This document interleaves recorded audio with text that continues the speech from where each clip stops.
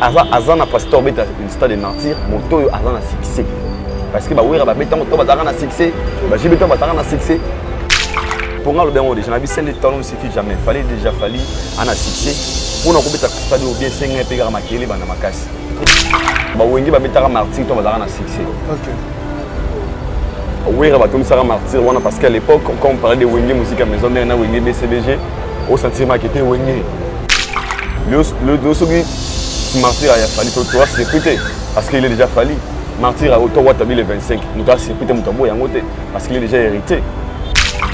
Je vais falloir mettre à Bercy 20 000 personnes. Nous ne sommes pas impossible, c'est un combattant. Mais il avait reçu malgré les difficultés. Être prisonnier pour nous signer sa salle. Watabi est un concert, il y a VIP sans album, il y a $100. Concert, il y a VIP sans album. Sans Zembouya, il y a beaucoup de personnes à part dans ma maison, il avait osé. Être prêt, c'est quoi? Tant qu'on a un succès, alors ça m'a remonté. À quoi c'est?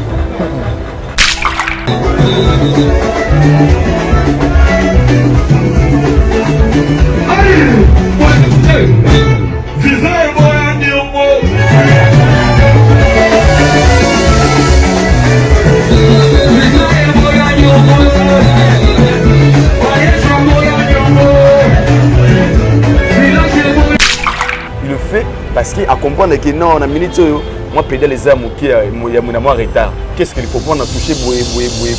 Il y a un autre gomi kotaka. Et je ne le condamne pas à 100%, je me dis c'est une façon de balabatuke. J'étais absent du pays, dans zone Moka, dans l'isque Moussangaka. Par la polémique, ils ont avantage et pas faible, des avantages, pas fort. Parce qu'une personne qui est très forte, je ne pense pas qu'il a besoin de polémique.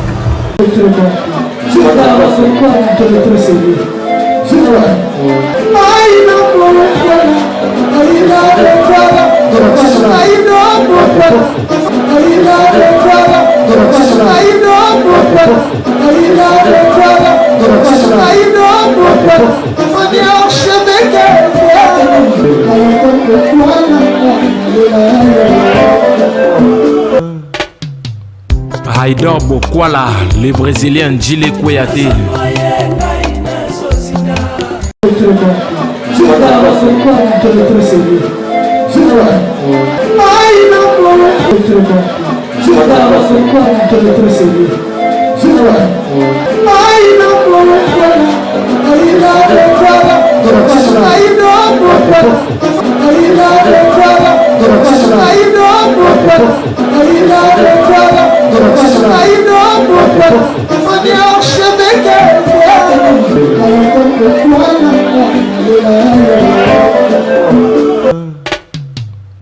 Haïdor Bokwala, le Brésilien Djile Kouyaté.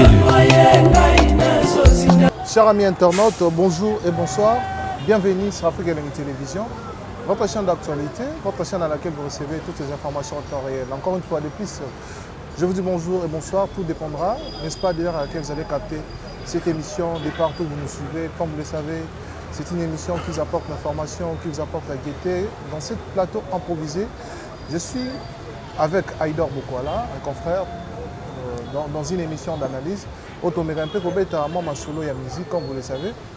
On va parler des stades des martyrs, on va parler d'Héritier Watanabe, on va parler également des Maestro Fab par rapport à l'actualité musicale au Ezala In. Merci à toutes ces personnes branchées, connectées, scotchées en ce moment. Un grand merci à toutes ces personnes qui nous soutiennent de partout dans le monde entier. Un grand merci à Oscar Maritou, les millionnaires en culotte. Merci également à Dani Chandou, les Chinois, Congolais, à Josiane Oniende, sans oublier Maman Emily Nzembatus, Pépélé Mbetolo. Un grand merci à Marcelo Diouf Noir et à Arles, la mère des jumeaux. Merci à Jean Ibikouki, les Bois de Bruxelles. Haïdor Bokwala, mon invité du jour, Richard Tessa, Fumola Bisoto Yambaye. Bonjour Bokwala. Bonjour Shadag Akangai, bonjour les internautes. Salutations spéciales à Yalebo.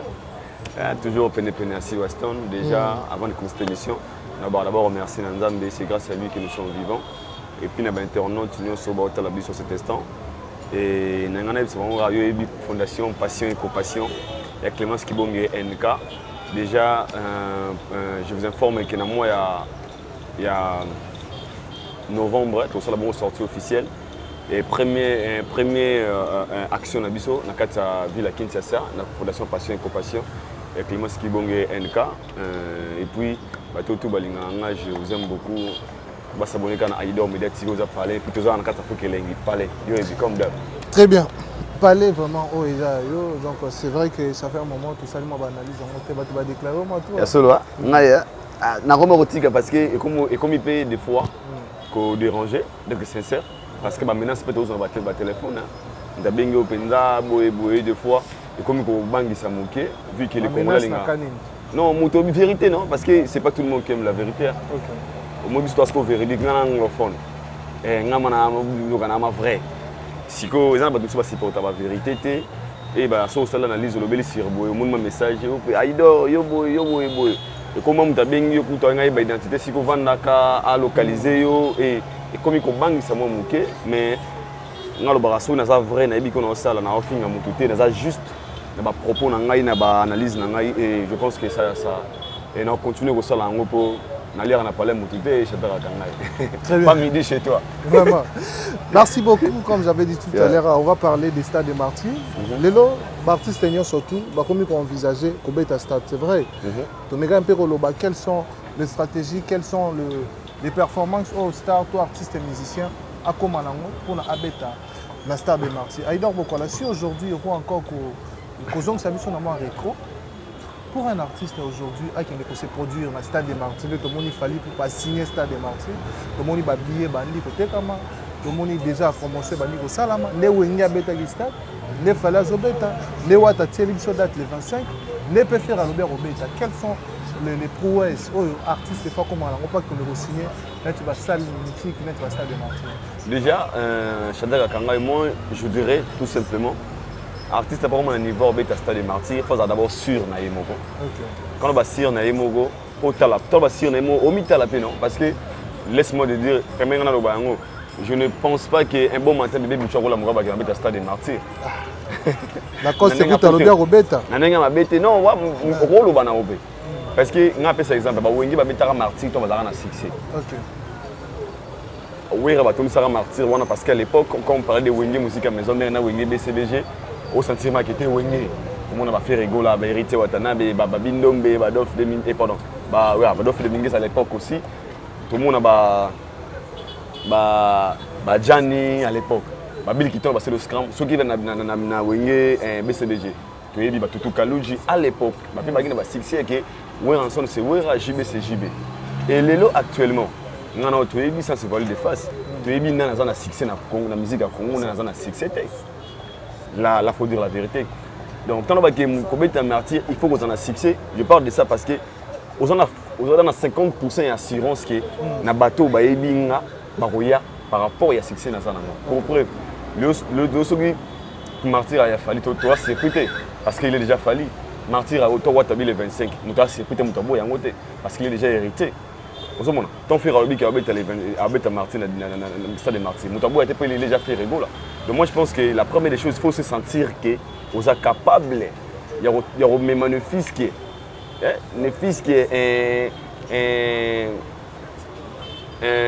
10 000 ou 30 000 personnes parce qu'ils ont 80 000 places assises pour l'auto de ce stade de martyrs. Souvent la succès donc pour nous, la personne qui est capable de faire martyr, vous avez sentir qu'il y a un succès. D'abord le succès et pour motiver, il y a signer la date. Ce n'est pas n'importe qui va regarder en classe, tout le monde n'importe qui va regarder ma babouissa, la Bercy, tout le Zénith, tout le Olympia. Il faut se sentir capable de convaincre le bateau.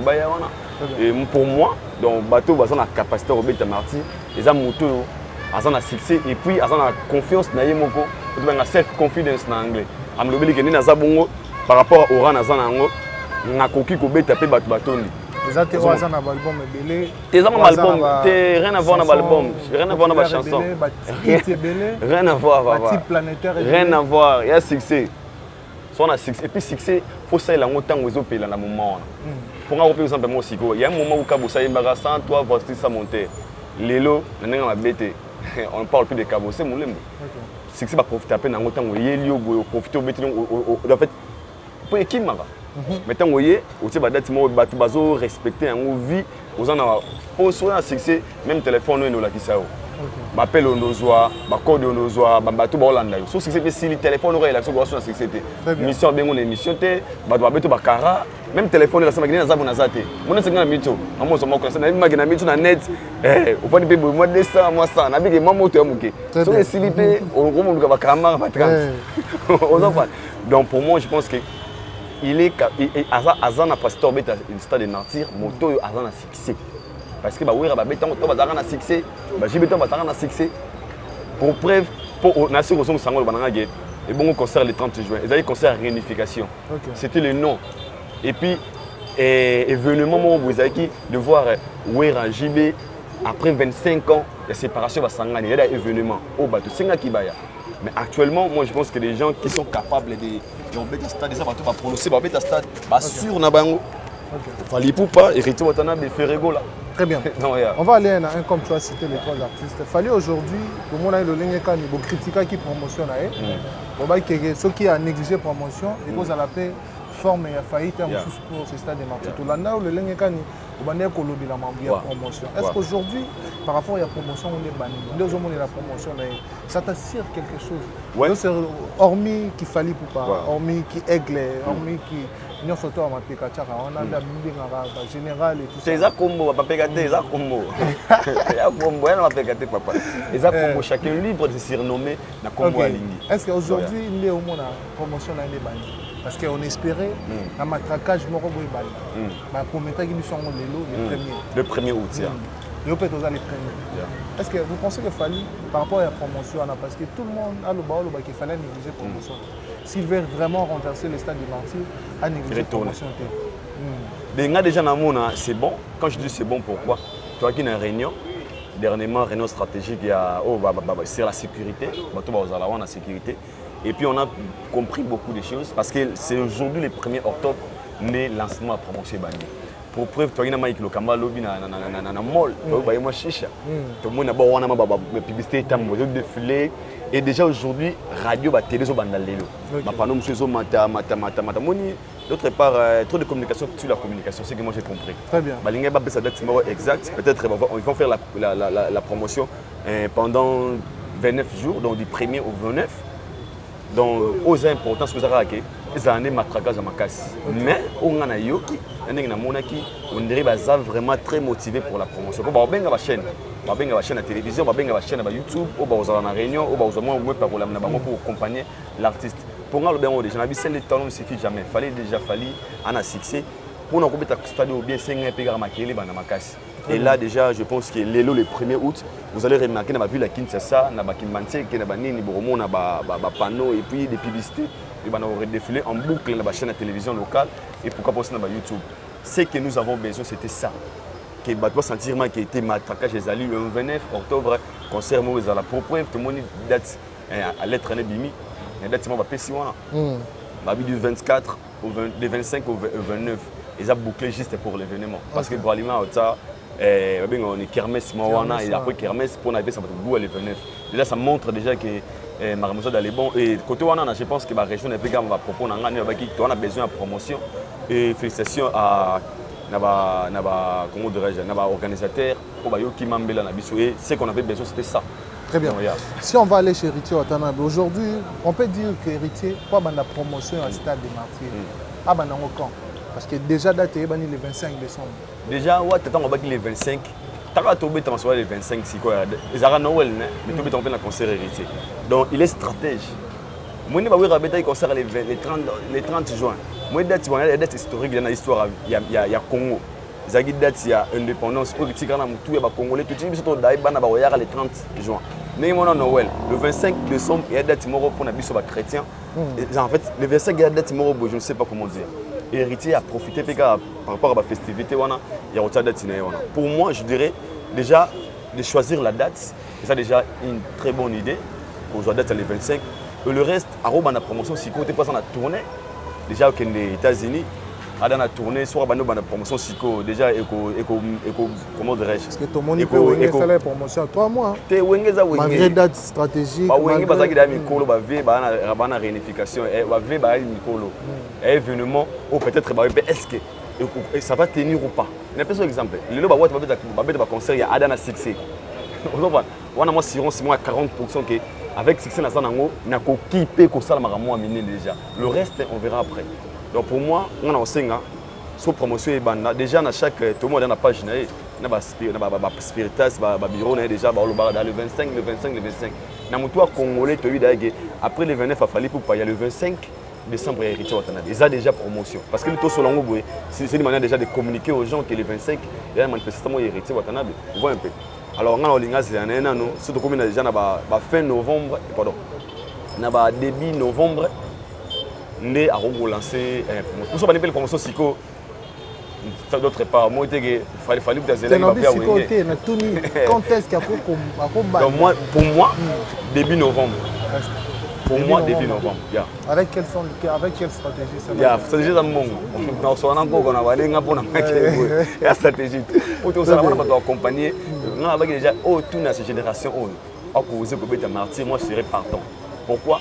Moi, je suis martyr, c'est la fin du monde. Stade des martyrs, stade des martyrs. Génération aussi, je suis Makambo. Et comme je me suis innocent pas venu, que je stade des martyrs. Je me suis bien appelé stade des martyrs. C'est ce que nous avons besoin. Mais si il faut oser, il faut falloir réussir, il faut hériter, réussir et motiver sur le gaz maouté. Tous la cyprien joue gaz habité dans stade des martyrs. Tu vois comment on souté. Tu vois ah what alonga kiango, fallait alonga ngo, faire alonga ngo. Ah c'est que c'est ça normal. Na ligne longwara na muto congolais que c'est impossible parce que ba betra ba concert na bangola, ba stade na bangola, ba botswana kuna. Pourquoi pas na Congo ba réussir pour est-ce que to ba lingala, to ba ki Congo. Vous voyez un peu. Alors pour moi, je pense que pour nanga wata ba na promotion dans le début novembre pour nanga début novembre et ces jours-là, on a 1000 chances il y a au salle à plein. OK. Comment tu vas sous-estimer? Les gens vont sous-estimer. Sous-estimer what? Oui, tout le monde a un message. Tout le monde a commenté, tout le monde a payé. Il y a un prêté, vélodrome, être prêt à Nîmes pour nous signer sa salle. Quand tu as un concert, il y a VIP sans album, il y a $100.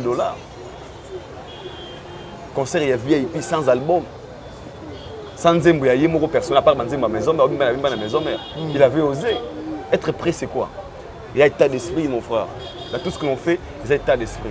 Je vais falloir à Bercy, 20 000 personnes, nous on dirait impossible, c'est un combattant. Mais il avait reçu malgré des difficultés. Un homme, c'est la personne qui au Zara, là, c'est l'impossible n'existe pas, la musique, au Zara, mon esprit. Et moi, je pense qu'il est prêt. Tout ce qu'on vient s'apprêter, non, raisonner. Non, je ne vais pas révéler, je stade de martyrs. Parce qu'il y a un succès. À l'époque, bébé Rico, on a reçu tu peux pas y aller on a permis de dire ça. Il y a un en fait. Alors moi je pense qu'il est prêt. Il y a Robert et puis c'est ça. Il y a faire le roi notre identité. L'année prochaine. Et puis il faut s'appeler l'année prochaine, il y a fauté. Il y a faire l'année prochaine. Oh, mais pas d'être complet. Le 29 octobre il fallait. Ouais, le 25, faire ça quand? Non, parce qu'il n'est pas en pays. On prépare l'événement. Il ne peut jamais préparer un grand événement comme un stade de martyrs. Lui, il est absent pendant que ces artistes sont ici. C'est pratiquement impossible. Tu vas solo, tu vas réaliste.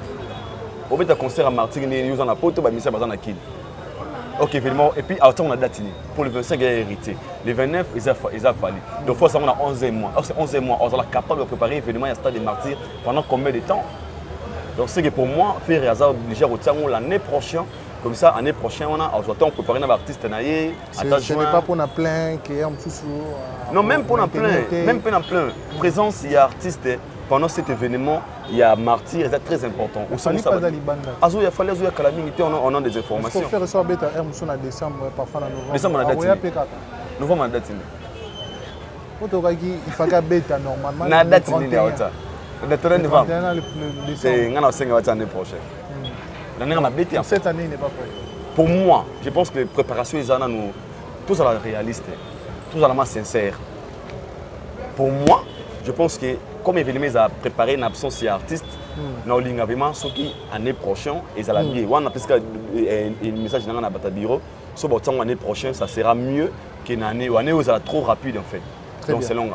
Merci beaucoup. À part Bango, nous avons un artiste bazo sa fierté à musique basé belé pour pas na moi il a ton a choité ouais quand on va passer papa Richard a bien et là on le bien retenu nini na nginda lo bango pour comment on va passer papa très bien ta moyo vraiment on va revenir Lelo Richard na malili ah malili ah c'est pire tu as mon émission mardi au télé mo kamoya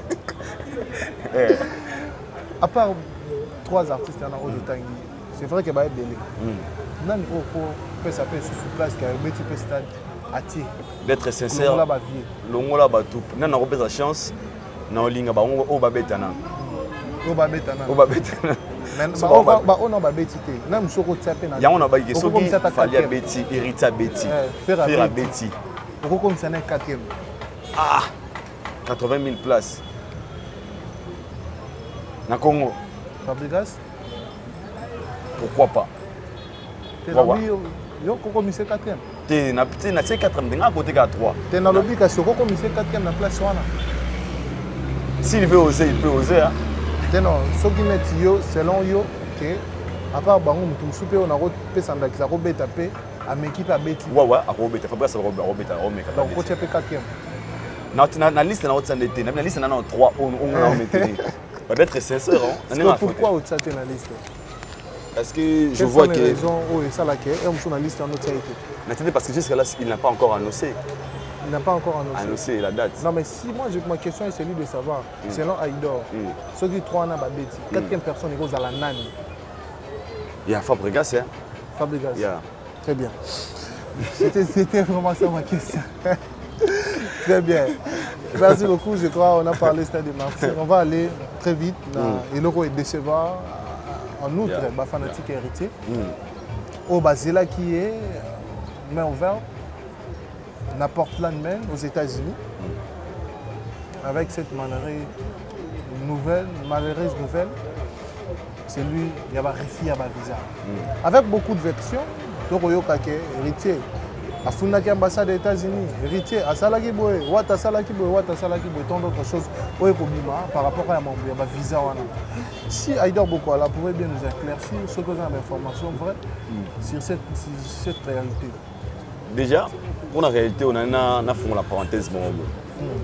Oui, artiste comme on est Yemi Halade.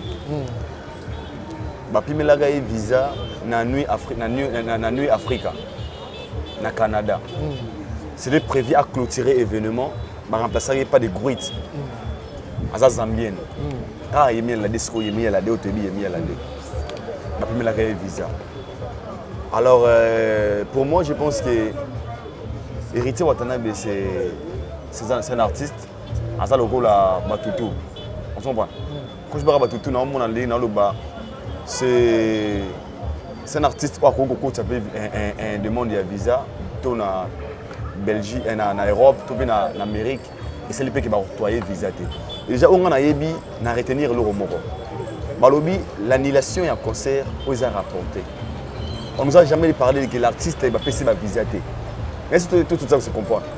On n'a jamais, comme si c'était héritier Watanabe va payer visa, va payer visa. Non. On nous a parlé d'un concert qui est. Donc le concert déjà Zali annulé et qui va payer les visas. Jusque-là, rien ne confirme que va payer les visas. Ça peut être aussi que l'organisation a montré que la date où vous avez prévu un concert est limité pour savoir la date au Zoya. Alors, c'est moqué d'une personne au orchestre parce que va suivre visa. Pour moi, je pense que les Kana tout le monde a Makamwana. Est-ce que l'héritier Watanabe nous a, comment dirais-je, a publié une page officielle pour dire que tout le monde a vu la visa. Il avait parlé, tout le monde a marqué Salama, vu des raisons pour les maisons de la visa. Mais il y a copié la visa. Il y a un concert annulé, il a rapporté la date.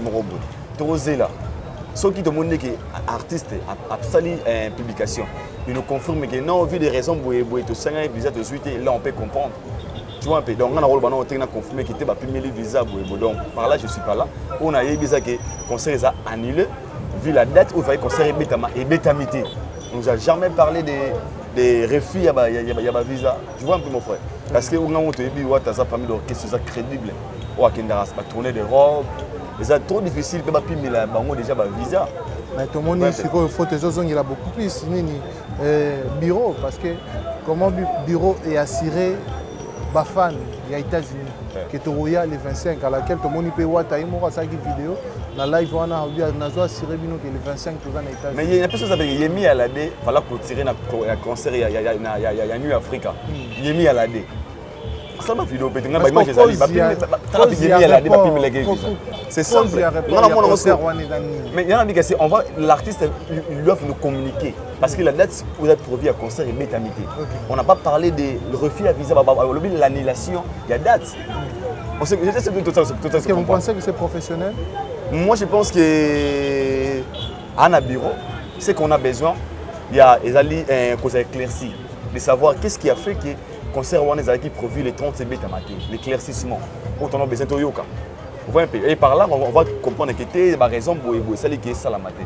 Mais de venir de dire que refus pour notre et à la société. Pour lorsqu'on parle de refus à visa, personne ne sait que la première 3 ans à visa. Personne ne sait. Mais au début, date c'est prévu à concert et métamité. Se comprendre. Mais il a droit parce que tout le monde a un conseil au salle publicité, au bêta date pété. Et cela ne veut pas dire que est-ce que lui s'il savait que Robert date c'était Robert en côté, en sa publicité n'a pas pété. Tant à ça parce que il a un calendrier à tourner là, il savait que la date le 30, on va aller jouer si ka yangwana à communiquer. Il y a une personne qui s'appelle Yemi Alade, ça là ma vidéo, ma publicité qui les a bon au Canada, na team na mobimba. Mais et ça là que ma pimele visa na orchestre. Il faut faire immigration. Parce que ma visa est immigration. Et ma monté que tu fais la danger, tu la bouée. Vous allez pour 5 visa, bah octroyer bino ya monté. On a au moment où tu es au salam de l'autre côté au salam ninde. Tu vois un peu. Alors c'est les Congolais, la mentalité congolais. Et devant bah tu vas se moquer parce que une personne a su visa. Et moi je me dis est-ce que concert il y a États-Unis sa carrière et à monter. Question mark. Et c'est là que on la comment dirais-je et si tu as une musique, question mark, voyez un peu, tout ça, ça boniama, voyez un peu. Donc on a réfléchi à ce thème, on a dit que c'est important. Nous on entend la publication officielle, la page officielle artiste. Peut-être avec eux, lui-même il va nous éclaircir par rapport à ce qu'est-ce qui a fait que la date qui provient d'un concert est bétamaté avec des raisons, c'est tout ce qu'on a besoin. Mais parler des visas, moi, je ne vais pas me rabaisser à ce point en fait. Très bien. On a sécaté pour de visa, pour la bullshit en anglais. Si on va parler de cet aspect, de cette chanson, de cette improvisation, visa et boya nyongo, visa et boya nyongo, ambassade et boya nyongo, ambassade et boya nyongo. On a dit que le 25 au Kokeni. Ok, visa et boya nyongo, ambassade et boya nyongo. Ça a été chanté la répétition, il y a Maestro Fab. Les gens collaient,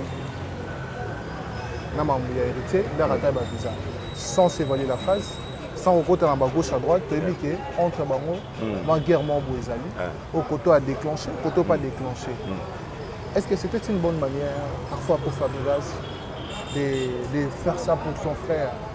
Non, mon Fabregas elle est là, pour bien faire la vidéo sauter dans la fenêtre.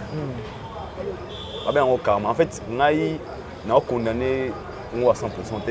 Pour la salle d'analyse, on a dit que Fabregas Soraye, pour Simba, il faut comment dirais-je, à boost orchestre. Parce qu'il y a Pedro Pedal Makas.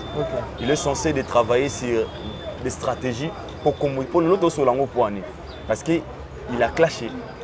Et je ne le condamne pas à 100%. Je me dis, c'est une façon de le Balabatouké. J'étais absent du pays, dans la zone Imboka, dans l'île Sangaka. C'est simple, parce qu'il y a la logique des choses. Et puis, Nimanga, tant que Fabregas a un succès, alors ça m'a ramoté. Ça c'est vrai. Alors ça m'a c'est vraiment un succès. Il y a Madonna,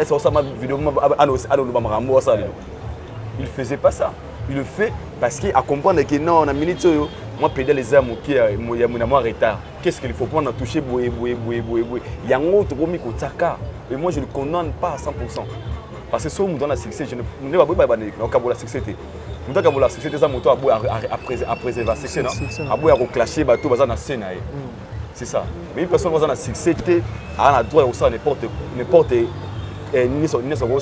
pour attirer l'intention en fait. Et moi, je pense que ce qu'il fait, c'est de tirer l'intention. Il y a tout le monde comprendre que l'orchestre sont qui doit répéter si vous avez ma release, vous non condamné à 100%. C'est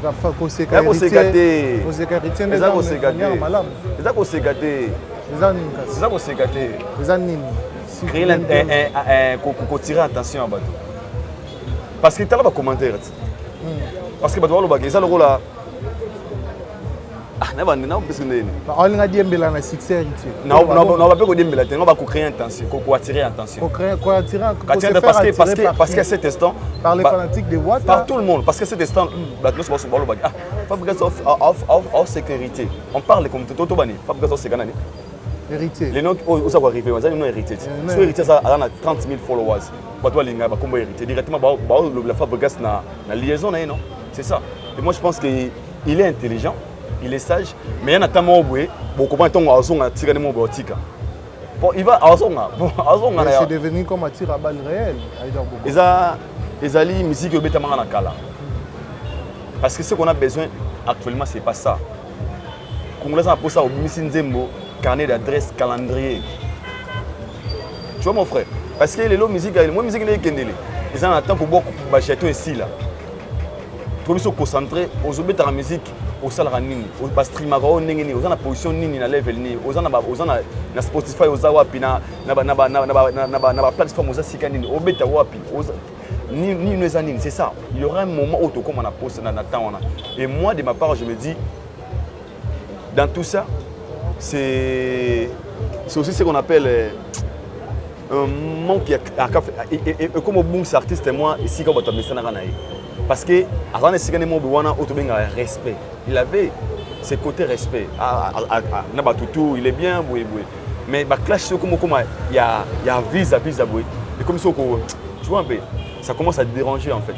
Mais la musique n'a pas condamné à 100% pour la musique qui est tambola bongo. Babara polémique, ils ont avantage et pas faible, des avantages, pas fort. Parce qu'une personne qui est très forte, je ne pense pas qu'il a besoin de polémique.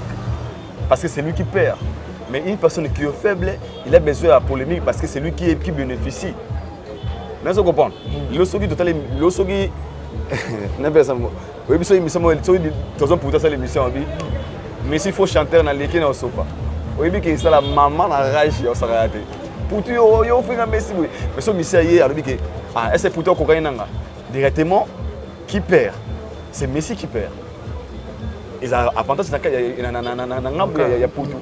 Alors moi, quand on a une polémique, déjà normal, mais des fois, ils ont dire que l'héritage en audimat à l'icolo, ils ont ça là que Fabregas a sa chardine, a laissé Mando qui pour bénéficier peut-être à attirance mon robot, intention mon robot. Je n'ai pas dit vraiment ça. Mais la logique des choses actuellement, moi différence c'est alliés entre Héritier et Fabregas. Mais tous sont des artistes qui vont travailler bien dans le monde. On a minimisé, on a appelé ça peut-être pas ou pas. Ouais un peu. Mais ce sont tous des artistes. On a déjà eu au Congo. Surtout tout le monde qui avantage général des avantages. Au commentaire, les gens vont commenter. Mais peut-être dans la place parce que les musiciens, la polémique, la musique, je ne peux pas prendre part à Bouyemouta. Je suis tant qu'analyste et je donne mon point de vue en fait. Donc c'est ça. Très bien. Mais c'est là, et comme une autre qui s'appelle ma famille en Gati. Neti. Neti comme quoi que Richard Sambagi, le femme de la Fabregas, et tant d'autres choses. C'est un homme conscient, il ne va pas faire ça. Il y a une minute où il a vraiment un moment là monté pour ça parce qu'il est très conscient. Il faut peut-être il a proposé à Moutoua Maïle, on a besoin de faire nos attraits dessus. Mais il peut acheter s'il a de l'argent. Très bien. Rencontre, il y a bien filé. Na Fabregas na carte avion. C'était réellement vrai. Bangé na Kara. Très vrai et alors très vrai. Parce que tout le monde a une vidéo à Fabregas qui est bien filé sur les cas. Oh, tout le monde peut fifi ici ouais. L'émission les cas qui par archevêque. À tenir à propos comme quoi que Fabregas a combien de niveau pour filmer bien filé pour la base. Parce qu'il pouvait bien arrêter le direct, il pouvait bien supprimer la vidéo, il pouvait bien faire autre chose pour que et l'ongi a bien affilé, le repérage n'est mon anaté. Vous pouvez aussi recommencer, c'est direct. Après, comme on appelle bien affilé avec qui, on dirait que le langage ne change, il change. On ne complique pas les ignorants, on ne complique pas et tout ça, machin. C'est ça on le dit depuis ici. Mais cela fait la rage. À un moment donné, ça ne fait pas bien. À un moment donné, ça me dérange. C'est vrai que la musique est dans mais quand tu vois ça, en tant qu'animé, aussi en tant qu'analyste musical, ton apport sera quoi par rapport à cette réalité? Je comprends que des bâtiments au Canada, vrai, ça semblant. Parce que tout le monde a une hypocrisie. On peut être des ennemis sur les réseaux sociaux, il n'y a plus rien toi vrai. Mais bon, on va c'est ça vrai. On va communier bien, on va contact bien. Et on a un appel, il faut se rendre bon avis. Il faut la tête, il faut la péter à solo. C'est pas mettre à la carrière. Mais c'est vrai en fait. Ça me dit que pour pas s'embouter, il y a un le couta. Et ce que j'avais vu dernièrement, pas non si bien il fallait, et pas dans première dame il y a Côte d'Ivoire. Mon va mettre na kara. Et ça bilo to lisa la pebo. Bosso la raté ya ndenge ya solo. Et dans tout ça moi je pense que ça fait menace comme mal que ba humain. Très bien. Pour battre hôtel sika ba outi. Hôtel sika maestro outi. Et sika bina fila outi ne ba banda. Comme on a combattu na ba kara bongo moi je me dis ça fait trop mal. Ça fait trop mal, mais merci pour vrai, vous savez l'hypocrisie, et ça musique comme on la bongo. Nasuka toi bara qui est le meilleur, qui n'est pas meilleur. Mais pour condamner que wakata live ngala on a battu, wakata live point. Parce que lui savait qu'il bien filoya. Même s'il savait, il a droit. C'est la musique, ça marche comme ça. Baba diverser, baba on a raté. Il y a bien go bunda. Baba bundité, le salon bongo. Moi je pense que baba mature, baba micro baba bilo ça là. Je vais revenir dans ma propos à Céléo, qui compte héritier Wata, par rapport à l'affaire à la visa au Moussano Tounamo, que Wata Matoi et les Karamouté. Atika Tembi. C'est ce qu'a dit Céléo Scram. Tembeni à Salé. Atika Tembi Matoi et les Karamouté. Tembeni Wata Salé. Comme ils ont prêté, aussi Salino Maramouté, ils ont signé ça, ils ont les États-Unis, ils ont Salabo et tout ça là. Vous avez une organisation bien et tout ça là, Tika, Kolexamato et Milaï. Qui croyait que Wata Obinisa album de la Moko, date mais on a fallu pour pas. Le 18 décembre 2020. Il fallait que sa date. Surtout que ce fallait date, selon les concepts congolais. Wata Obinisa mi-ange mi-démon. Mais ça va des défis à relever dans la carrière. Tant que tu vas tomber, on a un concept, on va faire un pétage. Il y a un concept, il y a une philosophie. Tu as des défis à relever. Il y a un cycle, c'est le rôle de Watatika Tembe. Est-ce que c'est lui à penser qu'un jour, Watatika va ministère, à qui ne va pas la balance dans l'Olympia. Mais ça va des défis à relever. Qui pensait que Arose va risquer à ce que ministère qui n'a pas poté va qui m'y péter. Non, ce n'est pas des défis à relever. Mais ça comprend. C'est ça être un homme en fait. Et ça va la défi à relever avec un musicien, je peux aussi faire ça. C'est qui vas-y continue. On a une habitude sociale à le concept et moi je pense que tant qu'un artiste, c'est normal en fait. C'est normal. Les gens qui écoutent en anglais, moi ma bête, c'est un homme, il peut oser, il a des défis. Quand tant qu'il fait la musique, tant qu'il est encore vivant, il peut oser Maramou peut être un salaire. Ce qui anime Céléo, c'est quoi? Ah? Ce qui anime Céléo, c'est quoi? C'est se faire attirer. Nano benga na kala jaloux mais il n'est pas jaloux. Nano benga na kala jaloux mais na moi jaloux parce que lui traiter d'un jaloux peut-être faux, mais moi je pense qu'il a compris les Congolais. C'est là le big abet de concert les 25 et les 29.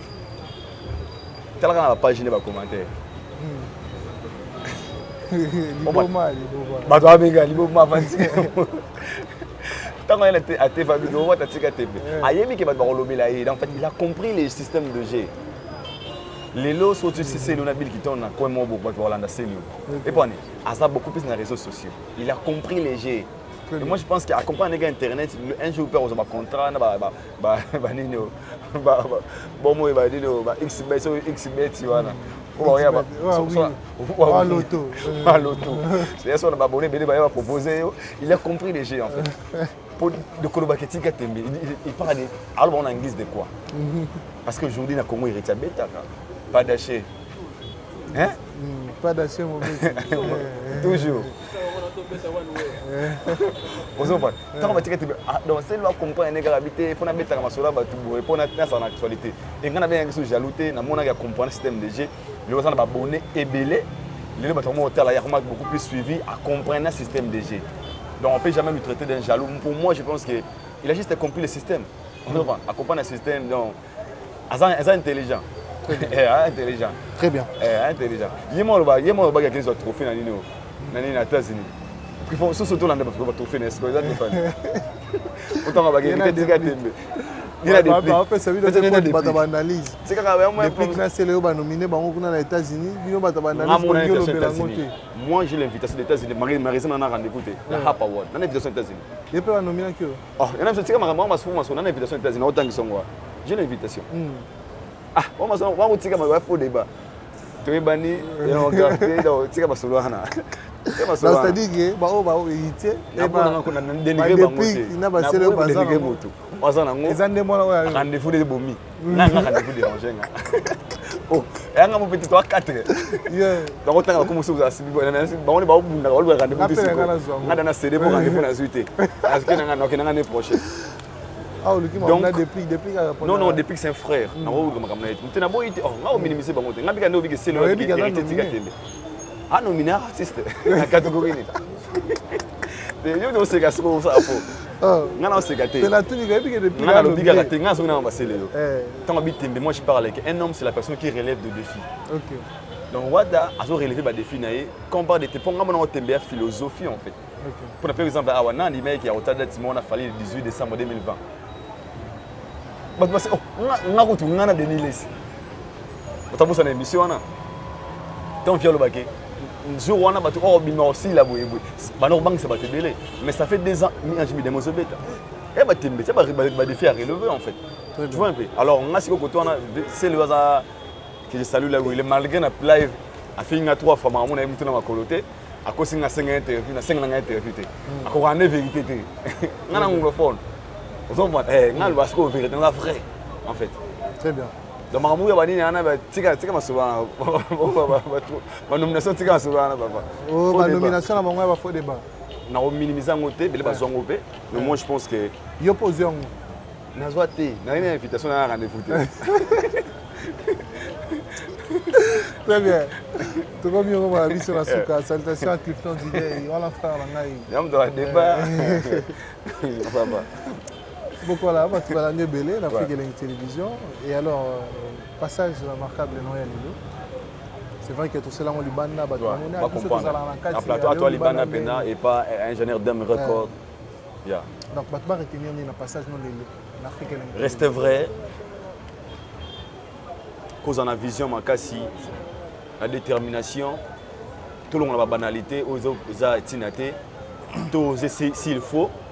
Quand on est artiste, il faut un carnet d'adresse, calendrier, parce que l'unique album, il faut calendrier Zalaga. Pour beaucoup aujourd'hui, ils font de la musique, mais il y a de la musique, ça fait trop mal. Il faut lire la musique, aussi pour la vérité qui n'est pas facile. Je pense que la vérité blesse, mais comme c'est la vérité, on est obligé de dire qu'est la vérité. Bonne chance à Fali pour Papo C29, octobre, Troyawana pour soutenir à 100% avec des énergies positives pour réussir cet événement. Nabi ose la Rolia pour la Wengebe, Oliaga, c'est 500 balles. On a liaga na bête na Wengena Zara tour à Liboso, mais na yaga na sala meko balader. La énergie pour nous soutenir. Je vais anticiper mon kebabi ou il fera bandakuna. Richard ça. Je l'ai vu sur kuna. Il va bandakuna. Na 8 ans de tout empêcher bisos. Ba oui stade Tata Raphaël. Naibo. Ba oui maintenant il fera bandakuna na stade 2. Avant que stade de Martyr. Ah. Ça ne m'attire combien de personnes? 80 000. Tant que moi le peut-être pas dans ça qui porte parole. Mais on a des vrais. Tant que moi on a base, on a conscient. Chaque jour il y a vie na yo. Tant qu'il n'a pas banzela. Banze monio kana baba. Est-ce qu'on a contesté? Mi ange mi de moi quand. Nani misus. Mi ange mi de. Non. Il a fallu. on a sincère na Congo. Siko bato ni ça ba martyr, on a ça catégorie bato ni. Ba congolais là. Ah. Mais ce babé tant dans le succès. Tant dans le succès tu peux oser tout. Tant dans le succès. Parce que on peut profiter de ce succès. Na biso ça que voiture sans monter ya ka bosser betaka c'est moi kanaka. C'est moi to bina nzimba nino. Côté azou ya papi mbavu. À quoi pour bêter en stade? Bébé Tchana bêta stade dans un succès. Bébé Rico na kozoa wa sur le kitoko. Et moi je trouve anormal lorsque les gens minimisent tout bah c'est impossible. Moi je vois que c'est méchant de leur part. Très bien.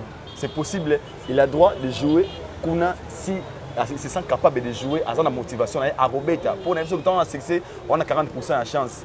Pour le local bosseur de battre dans le stade de martyr. Alors il y a une conscience dans le bangoté. Parce que là ça assure qu'on a succès.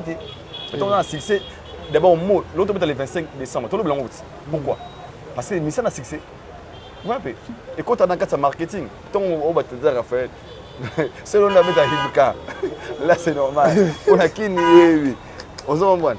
Merci beaucoup, Bokola. Tout le monde a vu son asuka. On dit mango. Les 29 et les 25 dates, il va bakangi. Il y a fait René Nabia qui est l'année prochaine. René Nabia. René Nabia. Il n'a pas préparé. Il a planté. Mais pour la préparation. Très bien. C'est simple. Faire ça dans poto, mais c'est bazar. Et là, je vois un peu un spectacle, le meilleur de vous. Pendant qu'il est absent, je ne pense pas qu'il va préparer un événement comme un stade des martyrs pendant 30 ou 20 jours. Vous voyez un peu? Donc, bonne chance. Et puis, les 29, tu as la pour le Zudala, tu as 500. Les 25, tu as pour appeler ça là, pour la promotion. Donc, très bien. Merci beaucoup. Nous sommes arrivés à la fin. Moi, je dis merci à Bande Retour Afrique et la télévision. Et puis, Bande Retour, la mission Fondation Passion et Compassion, Clément Skibonge NK, ambassadeur de la Fondation Passion et Compassion. Babi en novembre, tout ça la première action, Nabiso déjà, bateau basé Nabiso, Toriawana et puis L13 Travel, Alinga Genepoto, Belgique, visa facile, L13 Travel, ensuite ça n'a pas ça kilo de artistes, YouTube kilo de artistes, Facebook kilo de artistes, d'ailleurs les premiers. Tu renouvelles la rare, ça n'a kilo de artistes et puis Ken beaucoup là, Ken américain, et Richard qui est derrière la caméra, je vous aime beaucoup donc on est ensemble. Voilà, merci beaucoup chers amis internautes, nous sommes arrivés à la fin. Je dis encore merci à toutes les personnes qui nous ont suivis du début à la fin également. Je dis merci à Dani Chand, le chinois congolais, merci beaucoup. Les chinois congolais, il y a Josiane Onienze, merci vraiment. Et puis à Oscar Maritou, les millionnaires en culotte. Oscar Maritou, les millionnaires en culotte, Papa n'a prodige. Sans oublier Marcelo Dufnois, il y a Arla la mère des jumeaux également. À Jean Ibikou qui les bois de Bruxelles, il y a Sylvie Bakaji, Napessu Ambo Tebele. Merci à Maman Emilie Ndiembatouche Pepele Ambetolo. Et puis Karine Manessa, British, mère à Bazamignon. Nous sommes arrivés à la fin, nous rabaissons le rideau. Je vous dis bye bye.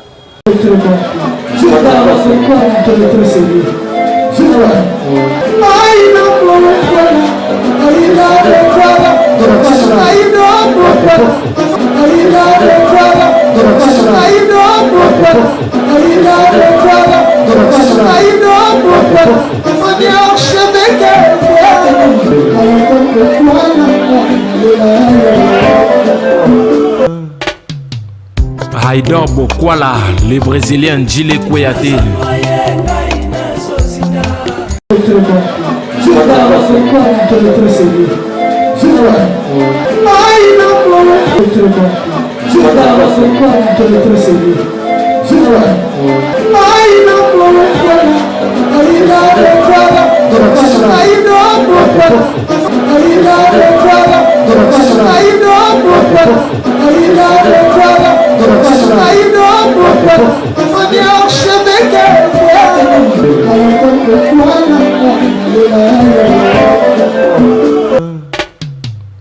Haïdor Bokwala, le Brésilien Djile Kouyaté.